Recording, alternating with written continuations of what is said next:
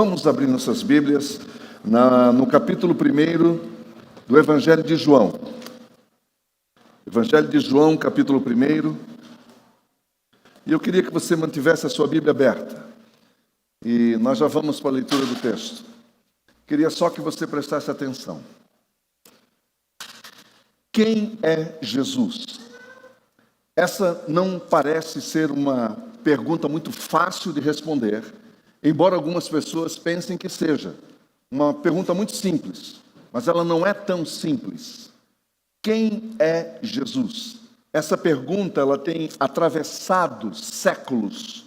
As pessoas estão dando seus conceitos, as suas impressões sobre quem é Jesus.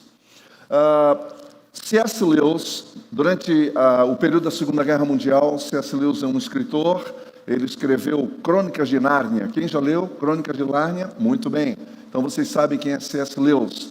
Ele deu uma entrevista para a BBC de Londres durante o período da Segunda Guerra Mundial. Convidaram C.S. Lewis para trazer uma palavra de esperança para as pessoas, já que muitas pessoas estavam fragilizadas e desanimadas naquele período de horror de 39 a 45. E a palavra que C.S. Lewis disse a respeito de Jesus foi a seguinte, olha que interessante. Ele disse, ou esse homem é uma fraude enganando a humanidade de uma forma intencional, ou esse homem é um lunático iludido, enganando-se a si mesmo, ou ele é Deus. Esse é o trenoma. Essa é uma citação famosa desse homem. Porque de Jesus você pode falar três coisas. Ou ele é um mentiroso, um louco, ou ele é um lunático, enganando-se até a si mesmo, ou ele é Deus. É uma das três. Você não pode fugir disso. Jesus, quando viajava para o norte de Israel, para visitar uma cidade chamada Cesareia de Filipe. E Cesareia de Filipe era um centro religioso da época, importantíssimo, cheio de templos. Havia um enorme templo de Herodes nessa cidade, Cesareia de Filipe. Ali estava concentrada toda uma religião, uma religiosidade pagã. E a caminho dessa cidade, próximo a essa cidade, Jesus faz uma pergunta para os discípulos. A pergunta dele é, o que as pessoas estão dizendo quem eu sou? Quem eles dizem que eu sou? Foi a pergunta de Jesus para os seus discípulos. E interessante que os discípulos começaram a responder essa pergunta, e eles disseram, olha, alguns estão dizendo que você é Jeremias, outros estão dizendo que você é Elias, outros João Batista. Bem, para quem conhece os três, sabe que são figuras fortes, sempre com posições muito fortes. São profetas que realmente traziam suas mensagens com muita contundência, com muita firmeza. E o interessante é que Jesus não faz nenhuma observação sobre essas, como vou dizer, essas visões, esses conceitos, ou esses rótulos que ele estava recebendo por parte da população em geral. Ele não comenta nada, dá a impressão de que é um silêncio, uma pausa silenciosa, porque ele não faz nenhum comentário, mas em seguida, então ele faz uma pergunta agora pessoal, uma pergunta pessoal para os seus discípulos. Ele pergunta, e sobre vocês? E vocês? O que vocês pensam? O que vocês dizem que eu sou? Quem eu sou segundo a sua perspectiva? Aí então, Pedro faz aquilo que nós chamamos em teologia de um divisor de águas. Há um divisor na história. Há uma divisão na história quando este homem faz essa declaração. Tu és o Cristo, o Filho do Deus vivo. Vamos dizer junto comigo? Tu és o Cristo, o Filho do Deus vivo. E aí Jesus olha para ele e diz, filho de Jonas, ou seja, Bar-Jonas. Você não falou agora da sua cabeça, da sua cultura, não é? Sabendo que Pedro é um judeu e ele é um homem que conhece a história toda, tá certo? Falou, olha, quem falou isso não foi o que você aprendeu na escola, não foi o que você decorou desde menino, desde criança, quem te revelou isso foi o Pai. Essa é uma revelação do Pai. E é verdade, para muitos Jesus é o pastor, para muitos Jesus é o caminho, para muitos Jesus é o pão da vida.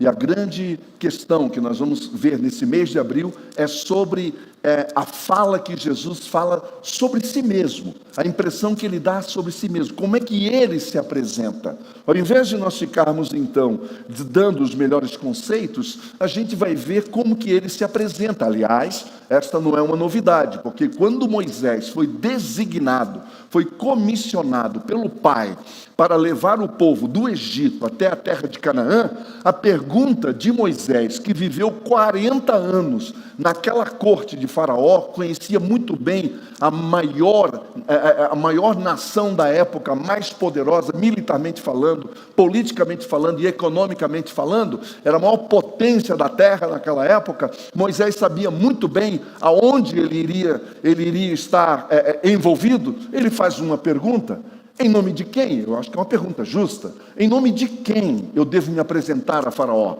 Eu vou falar para ele que eu estou aqui representando quem?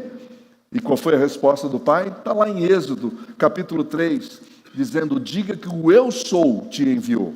O eu sou te enviou. A palavra Javé, e a palavra Jeová, significa o eu sou, ou eu serei. Eu serei aquilo que você precisa. Eu serei aquilo que você necessita. E o tempo todo, quando você pega a história da travessia no deserto, você vai ver esse nome todos os dias acontecendo na vida deles. Quando houve fome, o eu sou foi a comida, foi o pão. Quando houve necessidade de luz, ele foi a luz. Quando houve necessidade de proteção, ele foi a nuvem. O tempo todo ele dizendo: eu sou, o eu sou, o eu sou. E ele continua falando o eu sou, agora através da pessoa de Jesus.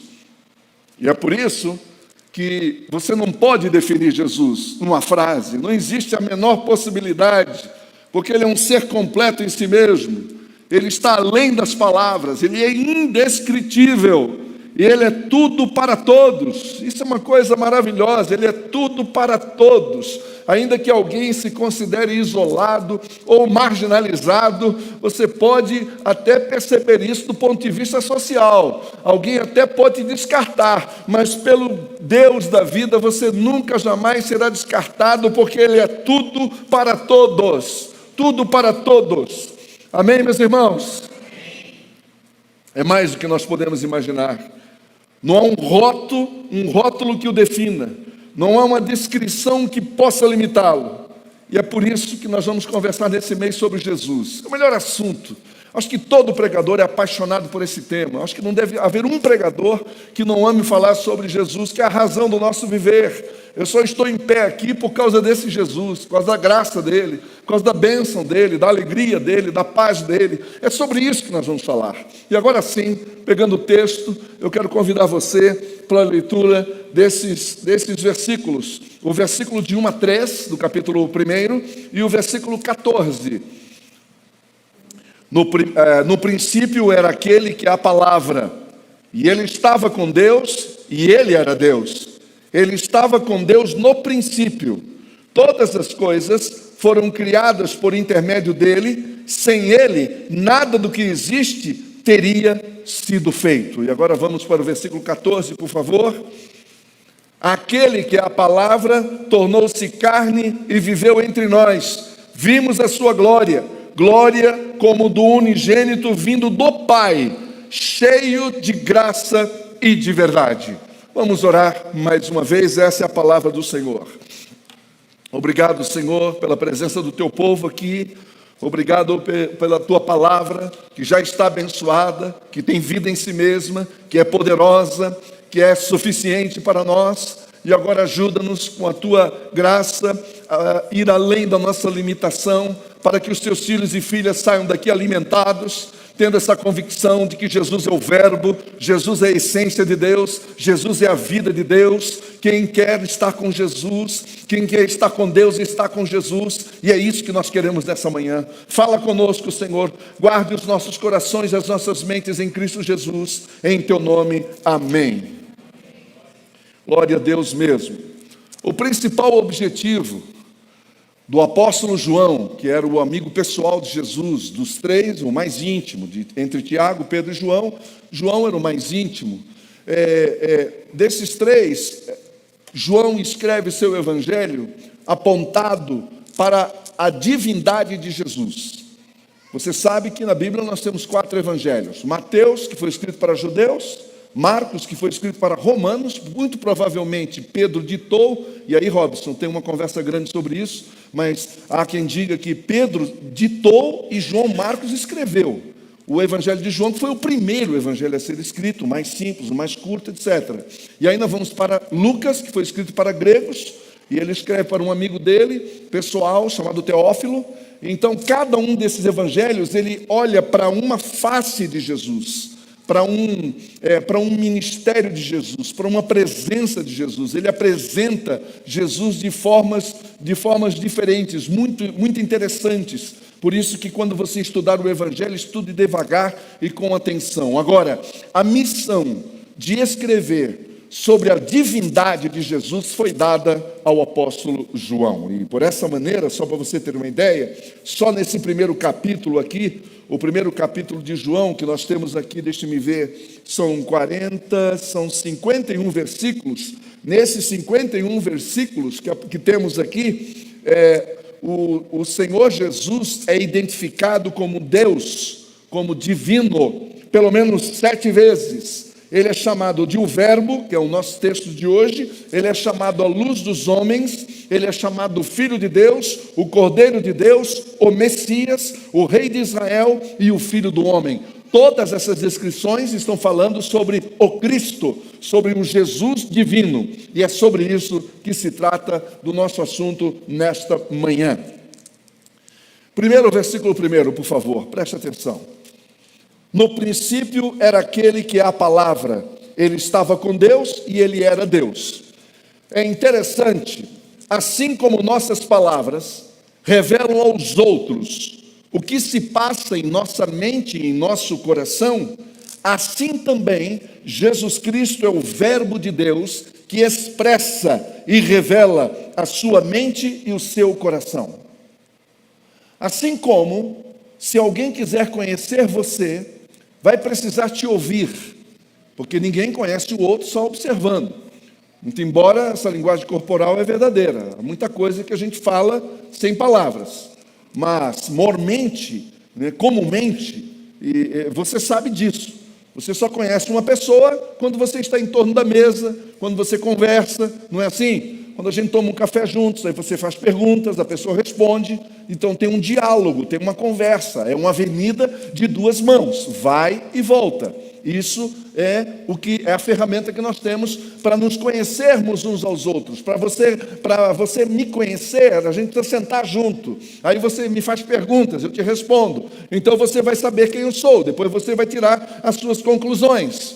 Aqui nesse caso nós estamos falando do verbo, e essa palavra verbo quer dizer isso, quer dizer que é o Logos de Deus, é a palavra de Deus, é a essência de Deus. Jesus, ele é a essência de Deus. Então, se você quer saber quem Deus é, tem que andar com Jesus, tem que perguntar para Jesus. Se alguém quer ver Deus, olhe para Jesus.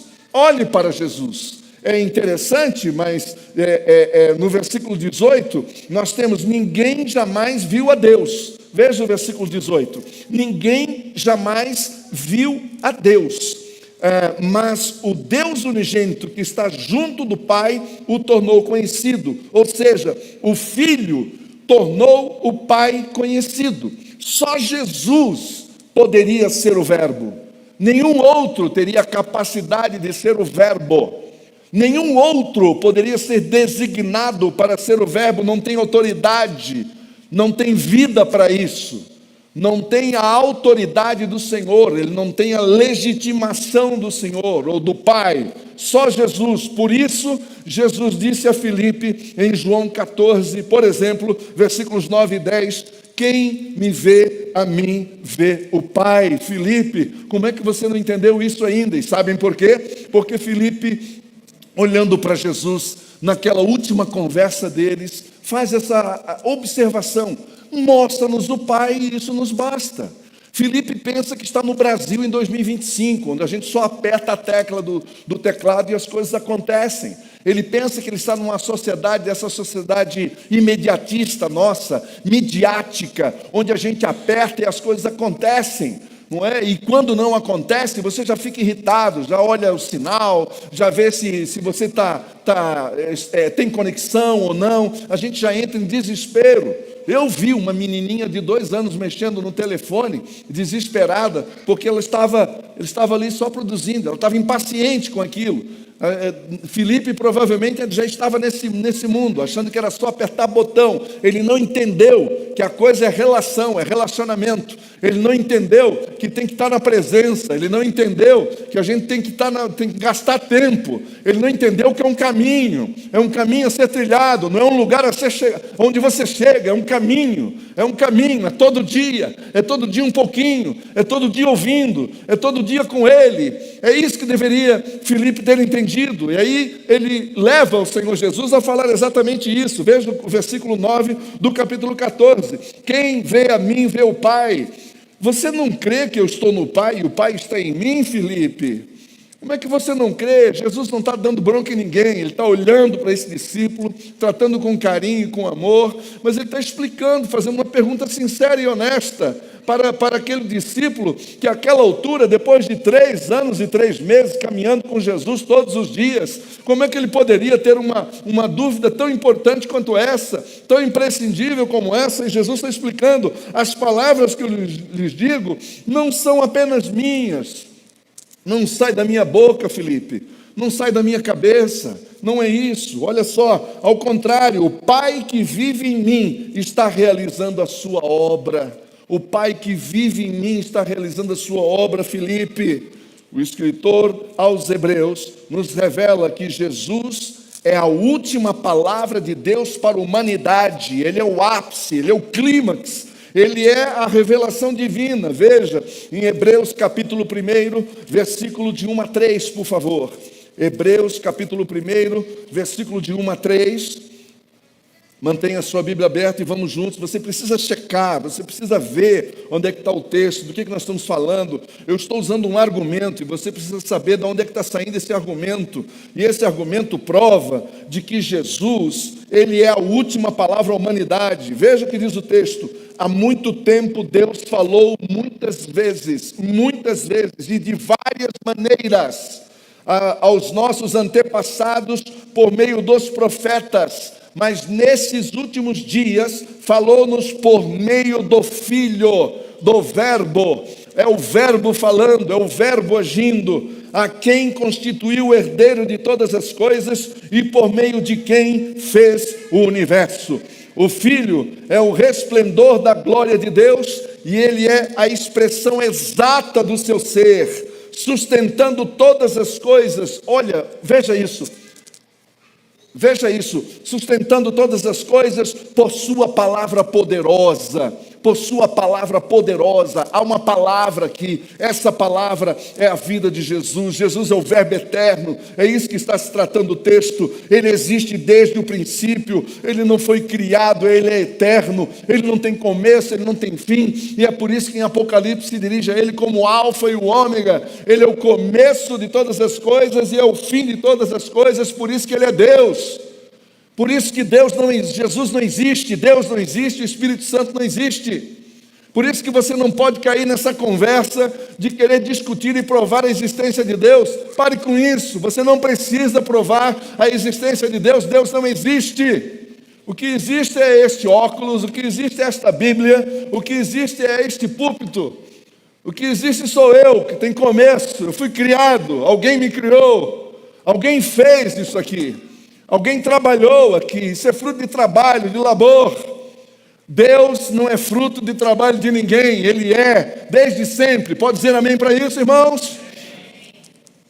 Não discuta, não tem que discutir. Ele é, Deus é, Jesus é, o Espírito Santo é. E quem não tem comunhão, quem não anda junto, não tem como explicar isso. Você não explica Deus. Você não explica Jesus, você não explica graça, você não explica misericórdia, você não explica nada disso. E Jesus sabia que Ele é a última palavra, Ele sabe disso, Ele vem com essa missão, e por isso Ele afirma em João 8:58, eu lhes afirmo que antes de Abraão nascer eu sou, Ele é o alfa e o ômega, o princípio e o fim, ele é o verbo eterno de Deus. Quando Jesus fez essa afirmação, na presença dos seus adversários, adversários por conta deles, que Jesus sempre os amou, mas Jesus, ele sempre foi muito contundente e muito sério no que diz respeito especialmente à sua missão. E ele disse isso para os seus adversários que queriam pegá-lo. O negócio deles é uma tocaia, eles queriam colocá-lo no três cantos. E aí Jesus disse para eles: olha, antes de Abraão, eu sou antes de Abraão. Antes de Abraão ser, eu sou. Isso deixou esses homens escandalizados, bravos, nervosos, odiosos com a fala de Jesus. E aí eles disseram: você não tem 40 anos, como é que você diz que você é antes de Abraão? E ele tocou na figura mais importante para o judaísmo, que é o Abraão. Abraão, Moisés, são figuras importantes, são figuras centrais no judaísmo. Ele está dizendo que ele é antes de Abraão, ele é antes de Abraão, ele é antes de Moisés, é antes de todos. Por quê? Porque ele não foi feito, ele não foi construído, ele foi gerado pelo próprio Deus. Versículo 3, Jesus Cristo é o verbo criador. É muito forte essa relação de João capítulo 1 com Gênesis capítulo 1. Não sei quem aqui já fez essa comparação, então a partir de hoje você pode comparar e achar interessante isso, essa relação. Olha que interessante, quando Gênesis fala da criação, da primeira criação, não é? Você vê a palavra agindo, não é? A palavra agindo. Deus disse: haja luz, e houve luz. Diante da palavra, o poder da palavra. E agora aqui no capítulo 1, há uma nova palavra. Há uma palavra nova. É a palavra que virou uma pessoa, que se encarnou, que virou gente e que habitou entre nós. Isso é maravilhoso. O Senhor falou, ninguém ouviu. Então ele toma essa decisão radical. Ele envia a palavra para viver no meio da humanidade. Ele torna a palavra humano para viver na humanidade, que é para ver se a gente entende, um igual a nós, que fala igual a gente, que sofre como a gente, que luta como a gente. A única coisa que Jesus não fez foi pecar. O resto, tudo que você passa ou passou ou passará, Jesus já passou. Por isso que o salmista diz em Salmo 33, 9, pois ele falou e tudo se fez, ele ordenou e tudo passou a existir. Tudo passou a existir. Deus criou todas as coisas por meio de Jesus. Eu quero mostrar esse texto para você. Veja em Colossenses capítulo 1, Gálatas, Efésios, Filipenses, Colossenses, por favor, capítulo 1. Eu peço desculpas para vocês, deu algum problema técnico, mas vamos seguindo. Capítulo 1, versículo 15 a 17. Versículo 15 a 17, ele é a imagem do Deus invisível, o primogênito de toda a criação. Olha isso, meus irmãos, olha o testemunho bíblico aqui. Pois nele foram criadas todas as coisas. Nele foram criadas todas as coisas. Jesus Cristo é o verbo criador. Nele, em Jesus, foram criadas todas as coisas, nos céus e na terra. Ouça, as visíveis e as invisíveis, sejam tronos ou soberanias, poderes ou autoridades, todas as coisas foram criadas por Ele e para Ele, e para a glória dele. Ele é antes de todas as coisas. E olha o que disse Paulo no final: e nele tudo subsiste. Nele tudo subsiste. Nós só precisamos de Jesus. Nós não precisamos de nada além de Jesus. É isso que nós precisamos, apenas de Cristo. Você não precisa de mais alguma coisa. Quando Paulo escreveu essa carta aos Colossenses, aqueles irmãos estavam sofrendo debaixo de uma ideologia, debaixo de uma filosofia que existe até hoje, que é o gnosticismo. Ele estava só começando.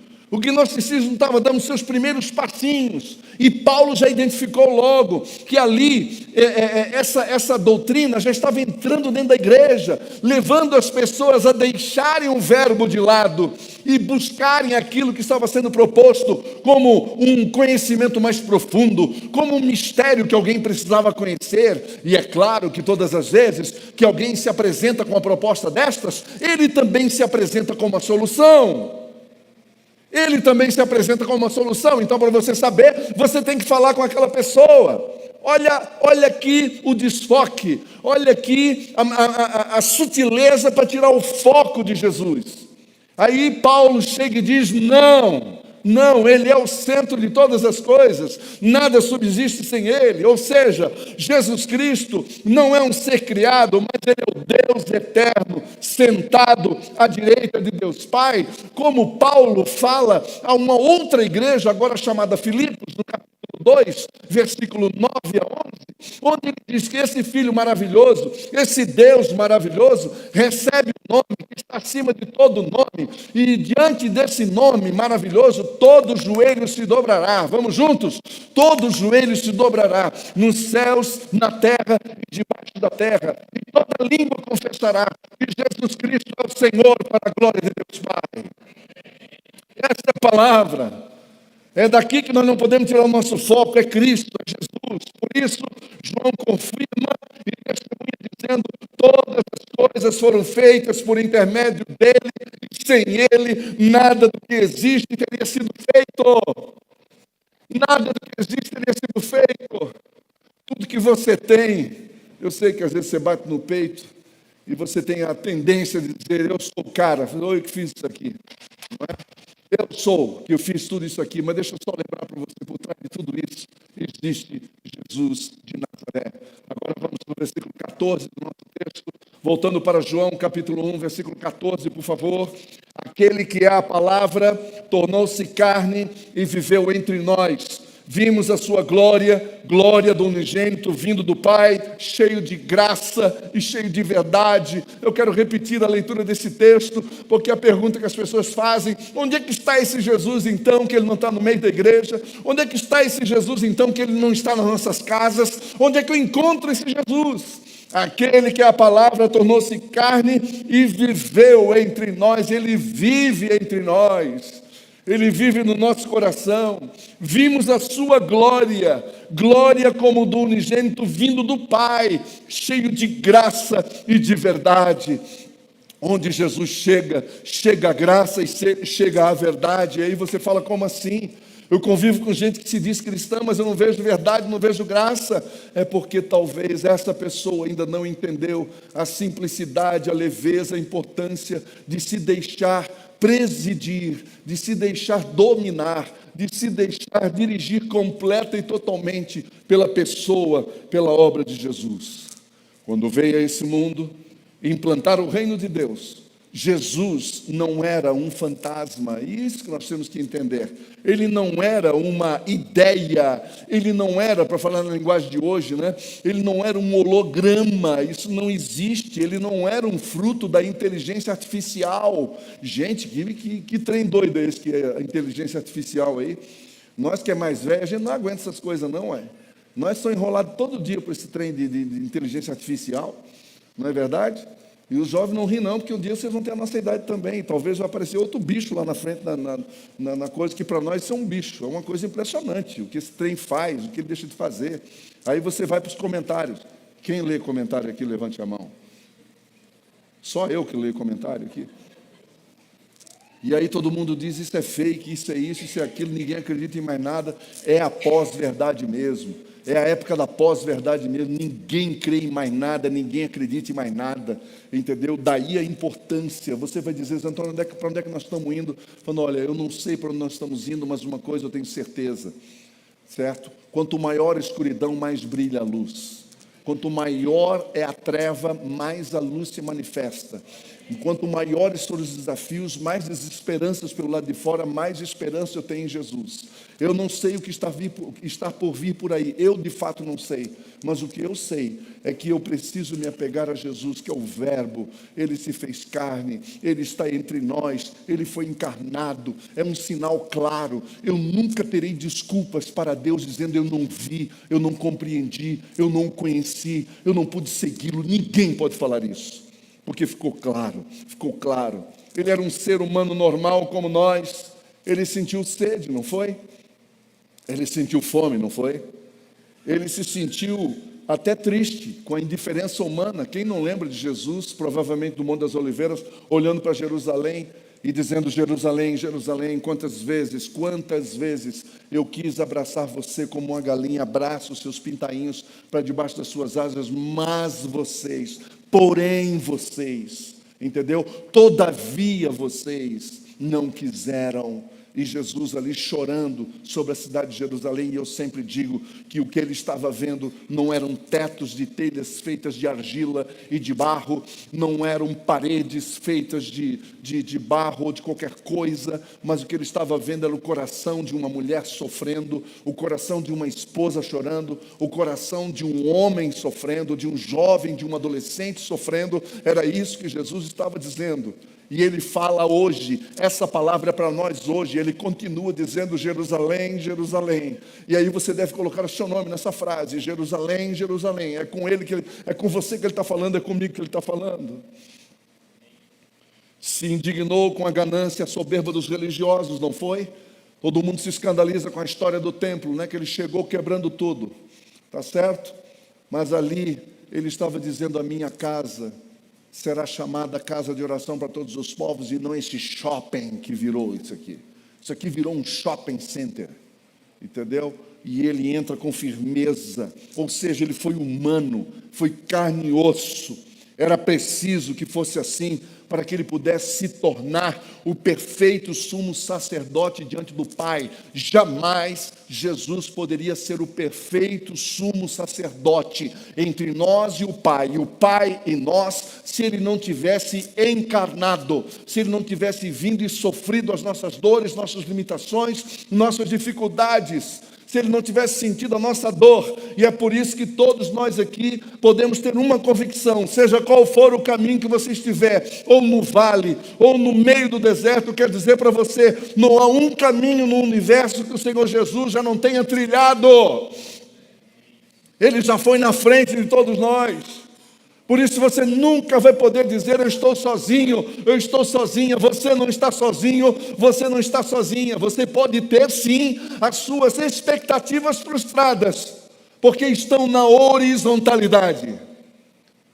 Não tem como uma expectativa ser frustrada se ela estiver focada na pessoa de Jesus, que Ele nunca vai nos decepcionar, nunca vai nos decepcionar, nunca vai nos deixar. Por isso, nós estamos aqui nessa manhã para olhar esse testemunho maravilhoso. Veja, por exemplo, o que João escreveu. 1 João agora. Agora nós vamos na carta de João, lá no final, lá no finalzinho da Bíblia. 1 João, capítulo 1, versículo de 1 a 4. Olha o que diz aqui a palavra de Deus. Olha esse testemunho de João. Vocês sabem que João escreveu o Apocalipse, vocês sabem que João escreveu o Evangelho, e vocês sabem também que João escreveu 1ª, 2ª e 3ª João. Agora vejam o depoimento dessa testemunha ocular de quem conviveu com Jesus. Nós estamos falando, eu repito, do amigo íntimo de Jesus, daquele que viveu intimamente com ele, o mais próximo dele. Veja o texto comigo, por favor. Olha que interessante, aqui, o que era desde o princípio, olha ele falando, repetindo lá o que ele falou no capítulo 1, o que era desde o princípio, ou seja, o eterno, aquele que sempre existiu, o que ouvimos e o que vimos com os nossos próprios olhos, o que contemplamos e as nossas mãos apalparam. Isso aqui é coisa de intimidade, isso aqui é coisa de amigo, do abraço, de estar junto. Aqui é depoimento de gente que esteve com ele na mesa, ao redor da mesa. E isto proclamamos a respeito da palavra da vida. João conviveu com ele. Olha que aqui é João, é o filho do Boanerges, é o filho do trovão. Era um homem que não tinha piedade com ninguém, mas o seu convívio com Jesus o transformou no apóstolo do amor. Essa foi a consequência de João ter se tornado um amigo íntimo de Jesus. Ele se transformou no apóstolo do amor. É maravilhoso o que esse homem escreve. E ele chama Jesus de palavra da vida. Olha o que ele diz aqui: proclamamos a respeito da palavra da vida. A vida se manifestou, nós a vimos e dela testemunhamos, e nós proclamamos a vocês a vida eterna. Nós vimos, ninguém nos contou, ninguém nos falou, não é fofoca, não é conversa da tia do Zap, isso aqui é verdade, é veracidade. A veracidade no que eu estou dizendo, eu estou contando para vocês. Ele estava com o Pai e ele foi manifesto a nós. Nós lhes proclamamos o que vimos e ouvimos, para que vocês também tenham comunhão conosco. Comunhão para João é andar na verdade e na luz, assim. O conceito de comunhão em João, só há comunhão quando há verdade, na mais profunda expressão da palavra. Para haver comunhão tem que haver verdade. E não é verdade? É claro. Como é que você vai dizer que você tem comunhão com alguém se você não confia nessa pessoa? Se você não sabe se ela fala a verdade para você ou não? Você não tem comunhão com alguém que você não conhece o coração da pessoa. Você não tem comunhão. Que você fica com o pé atrás com a pessoa. Que você não conhece. Você já teve algumas impressões, entendeu? De que está escondendo algo, de que está mentindo algo. Já aconteceu isso com vocês? Como que você consegue ter comunhão com uma pessoa? Como que você consegue abrir o coração com uma pessoa que você não conhece? Que você não conhece. Ninguém abre o coração com uma pessoa que você não conhece. Ninguém faz isso. Agora observe, pense no que eu estou dizendo. Quem são as pessoas que você mais confia? Ou quem são as pessoas que você tem mais comunhão, mais conexão? Você vai perceber que são pessoas que você acredita nelas, que elas falam a verdade para você. Por isso que é grande o choque quando você constata o contrário. Por isso que é grande a perda quando você constata o contrário. Por isso que é grande a decepção quando você descobre finalmente que aquela pessoa que você dizia, olha, esse cara realmente me ama, ela me ama, etc. Pode ser um amigo, pode ser filho, pai, esposa, marido, em qualquer relação, de qualquer nível. João está dizendo, eu vi, nós vimos, nós andamos com ele e ele está conosco. A vida veio ao mundo, o verbo se fez carne, pelo milagre do nascimento virginal de Cristo, antecipado 700 anos pelo profeta Isaías no seu capítulo 7, confirmado por Mateus capítulo 1, Lucas capítulo 1, que Jesus nasceu da virgem. O nascimento sobrenatural era Deus entrando na terra através de uma menina, de uma jovem de 16, 17 anos, que deu à luz a vida, que deu à luz a palavra da vida, que deu à luz o verbo da vida. Louvado seja o nome do Senhor. Assim, assumiu a natureza humana sem pecado, ele se identificou conosco em todos os aspectos da vida, em todos os aspectos. Ele deixou a sua glória, mas nunca deixou a sua divindade. Jesus deixou a glória, mas nunca deixou a sua divindade. É por isso que nesse capítulo 14, nós estamos vendo Jesus falando de glória aqui. Ele está falando da glória, dessa glória da qual ele deveria voltar. Veja comigo o versículo 14, por favor. Aquele que a palavra tornou-se carne e viveu entre nós, vimos a sua glória, glória como do unigênito do Pai. E olha que interessante, no capítulo 17 do Evangelho de João, na oração sacerdotal, a oração que ele faz para o mundo, a oração que ele faz em primeiro lugar apresentando a sua própria vida, depois dos discípulos que estavam ali naquela reunião, naquele dia, estava orando por eles ali e orando por nós também na última parte da oração do capítulo 17. Atenção aqui comigo, fica aqui comigo. No capítulo 17, veja o que ele disse: Pai, chegou a hora, glorifica o teu filho, para que o teu filho te glorifique. Olha que lindo isso. Pai, chegou a hora, Pai. Ele está dizendo agora, ele está orando por ele mesmo, dizendo: Pai, chegou a hora, glorifica o teu filho, para que o teu filho te glorifique, pois lhe deste autoridade sobre toda a humanidade, para que conceda a vida eterna a todos os que lhe deste. E esta é a vida eterna, que te conheçam, o único Deus verdadeiro, e a Jesus Cristo a quem enviaste. Agora veja essa parte final, onde Jesus ora por ele mesmo. Ele diz: eu te glorifiquei na terra, completando a obra que me deste para fazer. E agora, Pai, glorifica-me junto a ti, com a glória que eu tinha antes que o mundo existisse. Olha que interessante isso. Glorifica-me junto a ti, com a glória que eu tinha antes que o mundo existisse. Jesus está falando que ele está pedindo ao Pai que devolva a ele a glória que ele tinha antes que o mundo existisse, e foi exatamente o que aconteceu. que Jesus é recebido, Ele é aprovado, por isso que a glória de Deus invade aquele túmulo e o ressuscita dentre os mortos, e Jesus sai dali vitorioso, vencendo a morte, vencendo o mal, vencendo Satanás, tudo por causa de mim e por causa de você. É esse o Jesus que nós queremos, amém, meus irmãos? É esse o Jesus que nós queremos. E concluindo, eu quero dizer o seguinte: aquele que é a palavra, tornou-se carne e viveu entre nós. Vimos a sua glória, glória como no unigênito do Pai, cheio de graça e cheio de verdade. Jesus habita em cada um de nós, amém? Jesus habita em você? Jesus habita em cada um de nós, Ele habita em nós, Ele mora em nós, Ele reside em nós. Nós precisamos receber essa verdade e deixar a glória de Deus resplandecer através da nossa vida, porque a glória de Deus já habita você, já está aí dentro de você. Agora nós temos que deixar essa luz, expandir essa luz, deixar essa luz sair de dentro de você. Você não precisa fazer nada, apenas glorifique o nome de Jesus, apenas ame as pessoas, apenas reflita sobre a luz dele, fale a verdade em amor, apenas esteja expressando, tenha paz interior e passe essa paz para frente. Glória é a presença viva e visível de Deus. Quando a gente fala em glória, às vezes fica uma coisa meia superficial, as pessoas podem não entender. Então eu vou dizer para você o que é glória. Glória é a presença viva e visível de Deus, é a natureza viva e visível de Deus revelada através de nós. Ou seja, quando alguém olha para você e vê a presença de Deus na sua vida, ele glorifica o nome do Senhor e diz: ali está a presença de Deus na vida e no coração daquela pessoa. Os irmãos estão entendendo?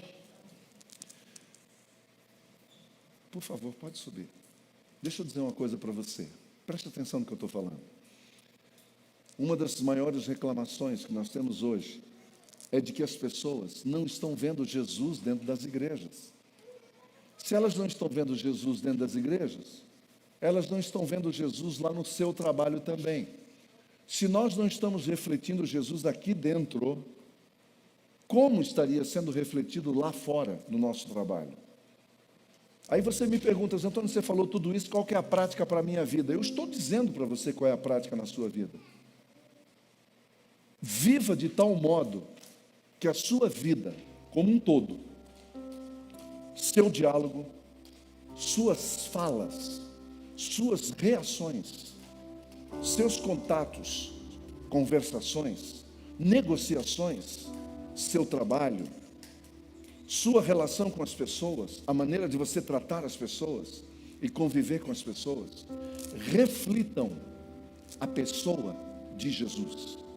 E quando isso acontece, o nome de Deus é glorificado.